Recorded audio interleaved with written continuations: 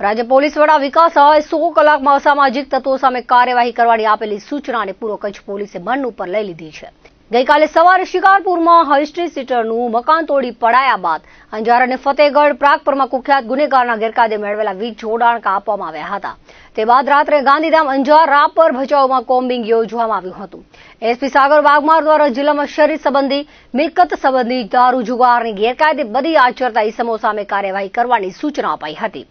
જે અન્વયે અંજાર ડીવાયએસપી મુકેશ ચૌધરી અને ભચાઉ ડીવાયએસપી સાગર સાંભળાના માર્ગદર્શનમાં બંને ડિવિઝનના પીઆઈ પીએસઆઈની અલગ અલગ ટીમો બનાવી ચેકિંગ કરવામાં આવ્યું હતું, જેમાં 53 લિસ્ટેડ બુટલેગરો તપાસવા સાથે 20 પ્રોહિબિશનના કેસ કરાયા હતા। 42 બુટલેગરોને ત્યાં નીલ રેડ થઈ હતી। 10 હિસ્ટ્રી સીટર, 26 વ્યક્તિઓના ક્રાઇમ રેકોર્ડ, 14 જુગારી ચેક કરી એમવી એક્ટ તળે 29 વાહન ડિટેન થયા અને 80 વાહનના ચાલકને એનસી ફટકારી 33,500નો દંડ વસૂલાયો હતો। મકાન ભાડુઆતનો જાહેરનામાનો ભંગ થતા 11 કેસ કરાયા હતા। શરીર અને મિલકત સંબંધી ગુના આચરતા 59 ઇસમો તપાસવામાં આવ્યા હતા।